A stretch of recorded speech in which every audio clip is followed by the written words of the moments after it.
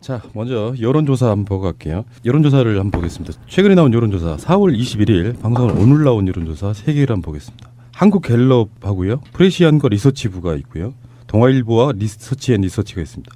여기 보면은 안철수 지지율이 급등했다가 내려가는 하향 추세이고요. 문재인 후보 같은 경우는 정말 그 흔들리지 않는 견고한 층을 지금 이루고 있는 것 같다 이런 생각이 드는데 일단 숫자부터 알려드릴게요. 한국갤럽은 문재인 41.0, 안철수 30.0, 그리고 리서치뷰 프레시안은 문재인 43.3, 안철수 31.3, 그리고요 동아일보와 리서치앤리서치는 문재인 40, 안철수 30.1. 그러니까 문재인은 40대 초반에서 딱 고정되어 있는 느낌이고 40대 초반에 박스권에 갇혔네요.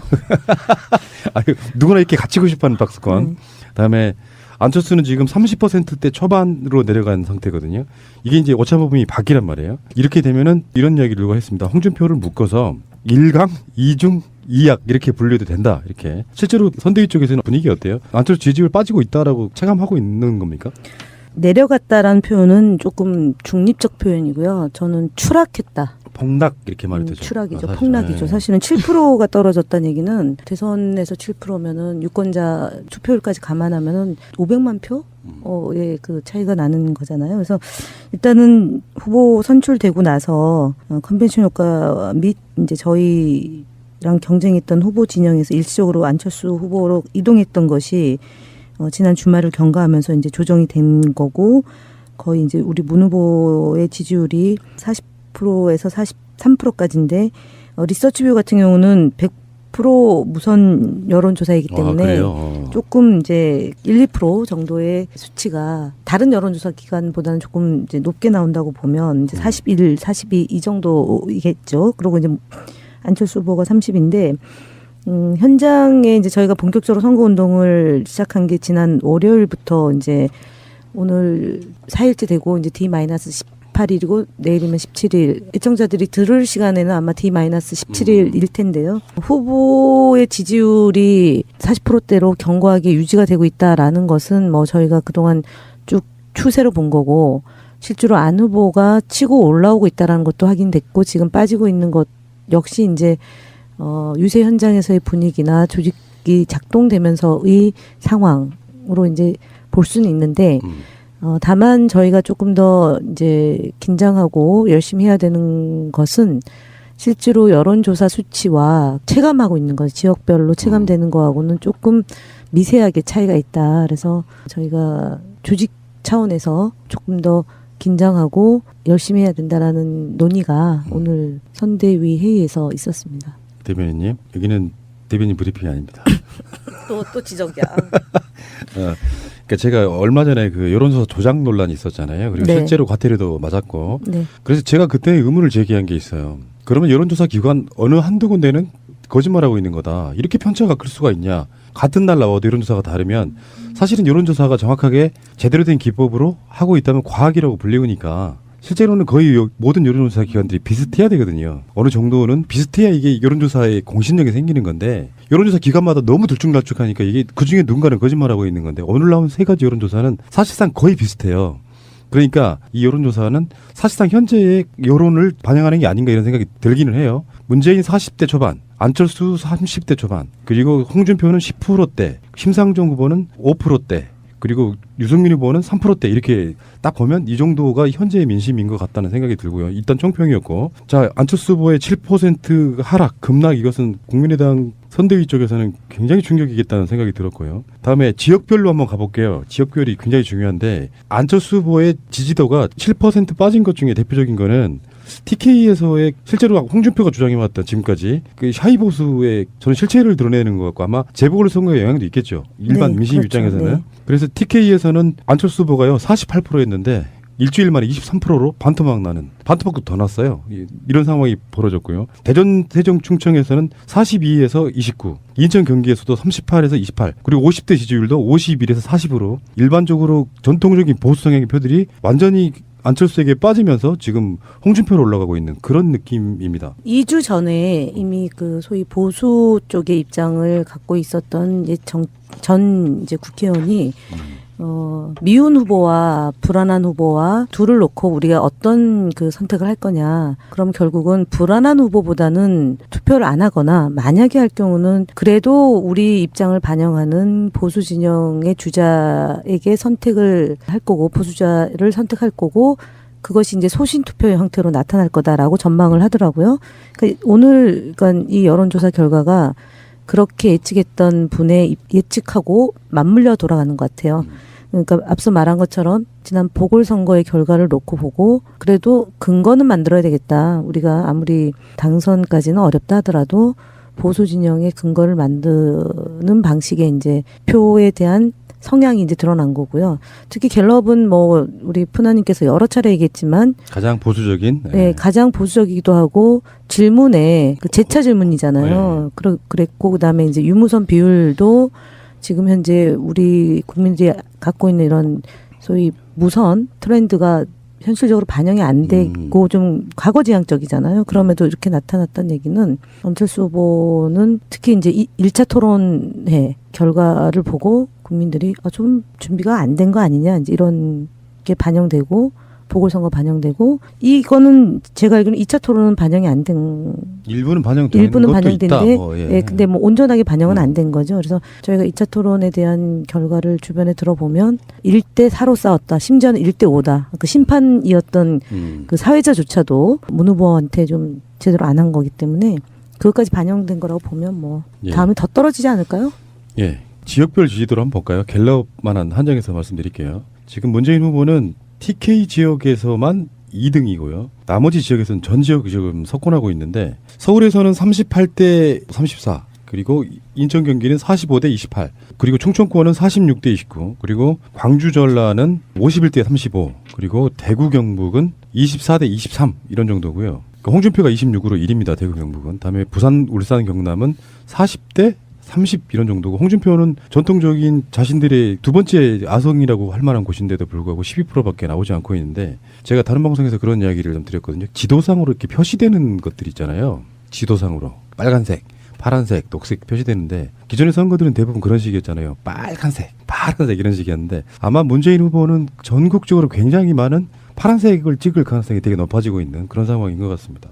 지금 실제로 그런 거 아닙니까? 예를 들어서 문재인 후보 선대위에서는 두 가지는 그냥 역점을 들 것 같아요. 전국적인 고른 지지, 다음에 50%가 넘는 득표, 그리고 하나 더는 호남 지지율 압도적으로 1위. 요거 아니에요? 3개 정도 목표가? 너무 정확했습니다. 네. 이게 굉장한 상징을 갖고 있는 것이거든요. 그러니까 어느 한 지역이 울고 어느 한 지역이 웃는 그런 선거 결과가 아니라 대한민국 국민 모두에게 웃음을 주고 기쁨을 줄 수 있는 그런 5월 9일 저녁이 되기를 기대한다라는 게 최근에 이제 유세 현장에서 후보의 유세문 중에 하나죠. 그러니까 이게 보수층에 누군가가 보이지 않는 선이 있다면 굉장히 난감해진 상황이라고 봐요. 무슨 말이냐면은 안철수가 100% 좋지는 않지만 그래도 문재인보단 자기들이 입장에서 컨트롤하기 나았다고 생각하면 끌어올려주려고 하는데 실제로 토론 같은 거라든지 또 사실은 토론만 보고 빠진 게 아니고요. 사실상 첫 검증을 당하면서 지금 뭐 갑질 논란 같은 거 그러면서 지금 빠지고 있는 상태라서 유치원은 크죠. 그러니까 안철수는 계속 올라가고 홍준표는 올라갈 기미가 안 보인다고 하면 홍준표를 어떻게든지 주저앉을 수도 있어요. 근데 홍준표는 TK 지지를 얻어가고 있고 안철수는 빠지고 있단 말이에요. 그러면 컨트롤을 못해요. 왜냐하면 홍준표 자기 스스로가 포기를 할 수가 없는 상태가 돼버리기 때문에 보이지 않는 손이 작동할 수 있는 여지가 계속 줄어들고 있다 이렇게 보고 지지자분들도 이제 이런 거 있거든요. 내가 지지하는 사람의 입에서 나오는 말을 믿고 싶어 해요. 그러니까 홍준표 입장에서 사실은 내가 최소한 안철수보다 나을 것 같다 이런 메시지 계속 보내고 그래서 뭐 항상 말씀드린 것처럼 홍준표 입장에서는 문재인과 안철수의 야권 후보 분열 이런 프레임으로 몰고 가려고 하고 이렇게 되면은 홍준표의 표는 지금 제가 봤을 때는 지금 현재 지지율보다 더 많이 나온다. 그러면서 오히려 2등을 날 가능성이 높을 수도 있다라고 섣불리 한번 예측을 해보는 거예요. 아니 예전에 지속적으로 그렇게 얘기하셨잖아요. 그러니까 지속적으로 얘기하고 있습니다. 네, 지금. 저도 뭐 지속적으로 얘기하는 것에 동의하고 있습니다. 충성도가 워낙에 높지 않은 표를 받고 있는 사람이기 때문에요. 저는 그런 부분이라고 보고 이런 그 여론조사들 다른 부분 한번 볼게요. 호감도와 비호감도. 어느 후보에게 더 호감을 느끼십니까? 이렇게 물어보는 질문이 있잖아요. 문재인 후보는 지지율 1위지만 비호감도도 사실 1위인. 그러니까 찍고 싶지 않은 투표장에 나오든 안 나오든 상관없이 1위였는데 이게 호감도에서 안철수를 제쳤습니다. 그러니까 굉장히 많은 지수가 좋은 쪽으로 지금 나타나고 있다고 보면 되겠죠. 문재인 후보의 호감이 간다고 대답한 응답자 비율이 53%고요. 안 후보가 바로 전주까지는 1위였었거든요. 근데 이번에는 53대 52로 안 후보를 앞섰습니다. 이거 굉장히 좋은 징조 아닙니까? 네. 비호감도도 문재인 40, 안 후보 41 사이에서 큰 차이가 별로 없는 상태. 그러니까 지금 박스권이라고는 하지만 문재인 후보는 표를 견고하게 다지면서 조금씩 상승하는 그런 추세예요. 근데 이게 지금 이제 여론조사잖아요. 그러니까 여론조사를 받으시는 분들 중에 사실상 투표율을 우리가 보면은 75%, 80% 예상한다고 치면 나머지 20%는 투표장에 안 나오실 분들입니다. 그러니까 실제로 그 안 나오실 분들을 제외하면 문재인 후보가 대선에 가서 오자 구도에서 기적과도 같은 50% 이상을 득표할 수도 있다는 나름대로 좋은 전망을 한번 해볼 수 있다는 것이죠. 과학적 전망 아닌가요? 왜 이러세요? 더불어민주당 문재인 후보 선대위에 대변인으로 한번 나갈 거다. 근데 남의 입을 빌려서 말을 듣는 걸 되게 좋아하시는 거예요. 본인들은 자기들이 하고 싶은 얘기를. 그치, 왠지 공신력이 네. 더 있어 보이고. 그래서 제가 해드리고 있는 겁니다. 감사합니다. 예. 다 그러면- 푸나님 덕분입니다. 예. 오늘까지 온 과정은. 왜 이러십니까? 좋은 말 그치? 해야죠. 네, 그 세간나라든다 대변인. 그렇지. 나도 다른 사람의 이름을 빌어서 칭찬을 받으면 기분 되게 좋죠. 자, 그래서 그런지 몰라도 지금 그 안준표 본심이 나타났어. 홍철수? 아니 까야 되는 대상이 두 개다 보니까 박지원 같은 계속 말실수가 나오는 거예요. 자꾸 지금 지지율이 빠지는 상황에서 대변인 이런 거 있잖아요. 선거에 가면은 지지율이 추세가 빠지고 있는 상황에서는 결론적으로 선대위에서 무리수를 두게 되죠. 아무래도요. 예. 무리수를 두다 보면 이제 죽도밥도 아닌 상태로 지금 가고 있는 것 같아요. 안철수 선대위 쪽에서는 지금 세상에 하다가 이제 주적 북풍을 야당이었고 또 김대중 대통령의 정신을 햇볕 정책을 계승한다는 사람들이 지금 주적 논란과 색깔론을 지금 들고 나왔단 말이에요. 이게 호적되고 있다는 대표적인 증거예요. 지지율이 빠져도 이렇게 가면 안 되는 거죠. 그러면은 보수의 외연은 조금 더 넓힐 수 있을지 몰라도 호남 지지율은 계속 빠질 수밖에 없어요. 그러니까 취하는 만큼 빠지고 오히려 더 빠질 수도 있다는 생각을 한번 해봐야 됩니다. 그러니까 본인들의 지지층을 견고히 다지고 그 지지층으로 하여금 주변을 확장시켜 나가는 방식으로 가야 되는데 지지층을 다지는 게 아니라 지지층에게 혼선을 주면서 다른 진영에게 손을 내미는 거잖아요. 그러니까 정말 이 호남을 기반으로 한 정당이 국민의당인데 거기서 영린을 건드린 거죠. 그리고 그것이 영린을 건드린 것조차도 모르고 당이 갈팡질팡하는 거고요. 그렇죠. 적어도 후보가 이런 정도로 TV 토론에 나서서 DJ 대통령의 정말 성과와 업적을 공도 있고 가도 있고 이럴 수도 있고 저럴 수도 있고라고 얘기했던 부분하고 특검에 대한 얘기를 전혀 반격을 못했던 TV 토론의 모습. 그래서 문재인 후보가 나서서 외려 안철수 후보를 지원해주는 이런 그 TV 토론을 보면서 호남 분들이 어떤 생각을 했을까를 보는 거죠. 심지어 그 우리가 오래 있던 상황까지 벌어지고 있는데 우리는 계속 그렇게 이야기했단 말이에요. 안철수 후보는 기반이 호남이기 때문에 사실은 정치라는 게 어느 정도 지역 기반은 있어야 이렇게 탄탄하게 가는 게 있잖아요. 기본을 하고 가는 거. 네. 근데 최소한 박근혜 세력과는 손을 잡을 수 없을 것이다. 그 이유는 지역 기반 때문인데 한국당과도 연정이 가능하다는 이야기를 안철수 후보가 지금 최근에 하고 다닙니다. 이렇게 되면 이제 사실상 자기 텃밭도 잃고 외연 확장은 거의 못한 상태로 3위로 내려앉을 가능성이 그래서 제가 제기 한번 해보는 거거든요. 이거 완전 무리수예요. 대선에서 대통령이 되는 목적만 갖고 뛰면 안 돼요. 최대한 많은 득표를 1등은 못하도록 해야 나중에 연정 대상이라든지 등등의 정치권에 있어서의 지방선거라든지 이런 걸 내다볼 수가 있는데 만약에 호남의 지지가 문재인 후보에 비해서 반도 안 나오는 상태로 만약에 대선이 끝났다. 그러면 지방선거도 쩔망합니다. 자기들 지역 기반까지 다 잃어버린 상황이 되거든요. 그러니까 이건 전략적으로 굉장히 미스라고 저는 보거든요. 보통 대선 뭐 총선 다 마찬가지지만 소위 과학적 분석을 기초로 해서 타겟층을 명료화해서 캠페인이 나와주는 거잖아요. 뭐 메시지도 다 그런 일환이고 정책도 그런 거고. 근데 지금 국민의당은 사실은 안철수와 박지원 대표를 빼고 보이는 사람이 거의 없어요. 또 한 분이 있긴 해요. 보이는 분이. 근데 이분은 누구야? 이분은 매일같이 이상한 그러니까 한수법을 먹었던 분인데 누굴까? 아주 독하게 논평을 내요. 혹시 누구예요? 김영환 씨인가요? 아니요. 그분도 존재감이 지금 별로 없어요. 지금 누구예요? 그 대변인 있어요. 여자 대변인. 누구지? 방현재? 전 국회의원 했던 아니 그분도 뭐 그분은 방송 주로 나가기 때문에 아마 논평 쓸 시간이 없는지 그분은 뭐 안 나오는데 왜 말씀 못하세요? 김유정 대변인 그 양반. 네. 그 양반 거기 가 계세요? 지금 손학규 경선할 때는 손학 측의 대변인인데 지금은 이제 국민의당 선대위 대변인을 하고 있거든요. 왜 우리한테는 안 보이죠? 존재감이 전혀 없었는데. 그게 이제 소위 여의도 이제 지금 저희 이제 선거를 치르는 사람들은 특히 이제 대변인은 대변인 논평을 주로 보잖아요. 그렇구나. 그러니까 이제 우리는 안 봐. 괜히 이름을 거론했나? 아니 이런 거 궁금해요. 되게 궁금해. 자, 알겠습니다. 일단 여론조사는 굉장히 희망적으로 저는 보고 있고요. 그러니까 오늘 말씀드린 이 세 가지 여론조사가 사실상 민심 반영에 상당히 근접해 있을 가능성이 높고요. 거의 표의 차이가 안 나잖아요. 이 세 개 여론조사가. 혹시 여론조사 받아본 적 있어요? 우리 지부장? 전화 받아본 적 있어요? 아니 한 번도 없어요. 도대체 누구한테 가는 거야? 그게 좀 신기해요. 도대체 누가 여론조사를 받는 거지?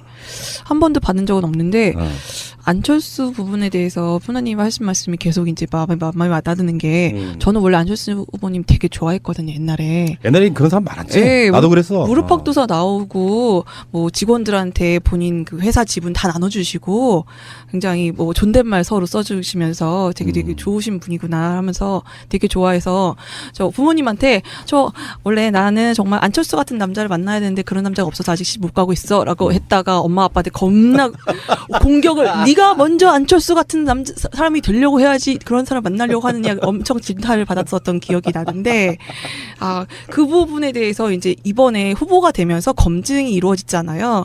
정말 설마 그럴 거라고 상상도 못했던 그 일들이 하나하나씩 밝혀지면서 너무나 실망을 하니까 사실 안철수님을 좋아했던 사람들의 이유가 정말 오히려 더 진보적이고 굉장히 새로운 정치를 뭔가 구태의연한 기존 정치인과 다른 정치를 할 것 같아서 좋아하는 사람들이 대부분이잖아요. 근데 그런 모습을 전혀 보여주지 못하고 있어서 본인의 정말 지지 기반을 깎아먹고 있다는 생각이 들어요. 예. 그러니까 사람이 이런 게 있어요. 좋은 인상으로 출발했다가 나중에는 안철수가 저는요, 물론 뭐 우리 대변인님은 더 잘하시겠지만 정치를 하다가 무리수를 두면요 영원히 사장되는 경우도 있어요. 자기 색깔 지키면서 꿋꿋이 가고 나이도 젊고 그러면은 자기 이미지 잃지 말아야 되는데 어느 순간에 지지율 뻥 맞아가지고 이제 막 죽도밥도 아닌 상태로 더군다나 이명박의 의심을 받고 있는 상태에서 김유경 교수 같은 갑질 논란 튀어나오기 시작하면요 깨끗한 색깔이었다가 완전히 흙탕물 색깔로 바뀌면 정치 자기 자산 다 잃고 그냥 끝나는 거라고 생각이 들거든요. 잘하시기를 바랍니다. 뭐 아직도 제가 보기엔 재기가 불가능할 정도로 가고 있는 것 같은데. 그러면 내년에 총선 보궐선거에 출마라는 얘기는 아니잖아요. 재기 뭐 이런 거에. 자기가 대선 나가겠다고 의원직을 사퇴를 하잖아요. 그러면 다시 나가는 것은 사실 사람의 도리가 아니고. 나간 분들이 있습니다. 그 있죠. 저도 기억이 나는데. 네. 그래서 문재인 후보가 20대 총선에 출마 안 한 거 아니에요. 아니 그렇죠. 1년 정도밖에 못하. 1년 반 그 당시 예상으로는. 그래서 안 나갔던데 뻔히 대선 나올 거를 예상하고 나갔다는 것 자체가 저는 그 부도덕한 거라고 보는 것이고요. 너무 들쭉날쭉하니까 이게 그중에 누군가는 거짓말하고 있는 건데 오늘 나온 세 가지 여론조사는 사실상 거의 비슷해요. 그러니까 이 여론조사는 사실상 현재의 여론을 반영하는 게 아닌가 이런 생각이 들기는 해요. 문재인 40대 초반, 안철수 30대 초반, 그리고 홍준표는 10%대, 심상정 후보는 5%대, 그리고 유승민 후보는 3%대 이렇게 딱 보면 이 정도가 현재의 민심인 것 같다는 생각이 들고요. 일단 총평이었고, 자 안철수 후보의 7% 하락, 급락 이것은 국민의당 선대위 쪽에서는 굉장히 충격이겠다는 생각이 들었고요. 다음에 지역별로 한번 가볼게요. 지역별이 굉장히 중요한데 안철수 후보의 지지도가 7% 빠진 것 중에 대표적인 거는 TK에서의 실제로 홍준표가 주장해왔던 지금까지 그 샤이 보수의 저는 실체를 드러내는 것 같고 아마 재보궐선거에 영향도 있겠죠. 일반 네, 민심 그렇죠. 입장에서는. 네. 그래서 TK에서는 안철수 후보가요 48%였는데 일주일 만에 23%로 반토막 나는 반토막도 더 났어요. 이런 상황이 벌어졌고요. 대전 세종 충청에서는 42에서 29, 인천 경기에서도 38에서 28, 그리고 50대 지지율도 51에서 40으로 일반적으로 전통적인 보수 성향의 표들이 완전히 안철수에게 빠지면서 지금 홍준표로 올라가고 있는 그런 느낌입니다. 이준이고요. 저는 추락했다. 폭락 이렇게 말이 되죠. 추락이죠. 사실. 폭락이죠. 네. 사실은 7%가 떨어졌다는 얘기는 대선에서 7%면은 유권자 투표율까지 감안하면은 500만 표의 그 차이가 나는 거잖아요. 그래서 일단은 후보 선출되고 나서 컨벤션 효과 및 이제 저희랑 경쟁했던 후보 진영에서 일시적으로 안철수 후보로 이동했던 것이 지난 주말을 경과하면서 이제 조정이 된 거고 거의 이제 우리 문 후보의 지지율이 40%에서 43%까지인데 리서치뷰 같은 경우는 100% 무선 여론조사이기 때문에 조금 이제 1, 2% 정도의 수치가 다른 여론조사 기관보다는 조금 이제 높게 나온다고 보면 이제 41, 42 이 정도이겠죠. 그리고 이제 안철수 후보가 30인데 현장에 이제 저희가 본격적으로 선거운동을 시작한 게 지난 월요일부터 이제 오늘 4일째 되고 이제 D-10 18일이고 내일이면 17일. 애청자들이 들을 시간에는 아마 D-17일일 텐데요. 후보의 지지율이 40%대로 견고하게 유지가 되고 있다라는 것은 뭐 저희가 자, 먼저 여론조사 한번 보고 갈게요. 여론조사를 한번 보겠습니다. 최근에 나온 여론조사 4월 21일 방송은 오늘 나온 여론조사 3개를 한번 보겠습니다. 한국갤럽하고요. 프레시안과 리서치부가 있고요. 동아일보와 리서치앤리서치가 있습니다. 여기 보면은 안철수 지지율이 급등했다가 내려가는 하향 추세이고요. 문재인 후보 같은 경우는 정말 그 흔들리지 않는 견고한 층을 지금 이루고 있는 것 같다 이런 생각이 드는데 일단 숫자부터 알려드릴게요. 한국갤럽은 문재인 41.0, 안철수 30.0, 그리고 리서치뷰 프레시안은 문재인 43.3, 안철수 31.3, 그리고요 동아일보와 리서치앤리서치는 문재인 40, 안철수 30.1. 그러니까 문재인은 40대 초반에서 딱 고정되어 있는 느낌이고 40대 초반에 박스권에 갇혔네요. 누구나 이렇게 갇히고 싶어하는 박스권. 그다음에 안철수는 지금 30%대 초반으로 내려간 상태거든요. 이게 이제 오차 범위 밖이란 말이에요. 이렇게 되면은 이런 이야기를 누가 했습니다. 홍준표를 묶어서 1강, 2중, 2약 이렇게 분류해도 된다. 이렇게. 실제로 선대위 쪽에서는 분위기 어때요? 안철수 지지율 빠지고 있다라고 체감하고 있는 겁니까? 내려갔다라는 표현은 조금 중립적 표현. 그 전에 이미 그 소위 보수 쪽의 입장을 갖고 있었던 이제 전 이제 국회의원이 미운 후보와 불안한 후보와 둘을 놓고 우리가 어떤 그 선택을 할 거냐. 그럼 결국은 불안한 후보보다는 투표를 안 하거나 만약에 할 경우는 그래도 우리 입장을 반영하는 보수 진영의 주자에게 선택을 할 거고 보수자를 선택할 거고 그것이 이제 소신 투표의 형태로 나타날 거다라고 전망을 하더라고요. 그러니까 오늘 그러니까 이 여론조사 결과가 그렇게 예측했던 분의 예측하고 맞물려 돌아가는 것 같아요. 그러니까 앞서 말한 것처럼 지난 보궐선거의 결과를 놓고 보고 그래도 근거는 만들어야 되겠다. 우리가 아무리 당선까지는 어렵다 하더라도 보수 진영의 근거를 만드는 방식의 이제 표에 대한 성향이 이제 드러난 거고요. 특히 갤럽은 뭐 우리 푸나님께서 여러 차례 얘기했지만 가장 보수적인. 네, 가장 보수적이기도 하고 질문에 그 재차 질문이잖아요. 그랬고 그다음에 이제 유무선 비율도 지금 현재 우리 국민들이 갖고 있는 이런 소위 무선 트렌드가 현실적으로 동안 쭉 추세로 본 거고 실제로 안 후보가 치고 올라오고 있다라는 것도 확인됐고 지금 빠지고 있는 것 역시 이제 유세 현장에서의 분위기나 조직이 작동되면서의 상황으로 이제 볼 수는 있는데 다만 저희가 조금 더 이제 긴장하고 열심히 해야 되는 것은 실제로 여론조사 수치와 체감하고 있는 것, 지역별로 체감되는 거하고는 조금 미세하게 차이가 있다. 그래서 저희가 조직 차원에서 조금 더 긴장하고 열심히 해야 된다라는 논의가 오늘 선대위 회의에서 있었습니다. 대변인님, 여기는 대변인 브리핑이 아닙니다. 또 지적이야.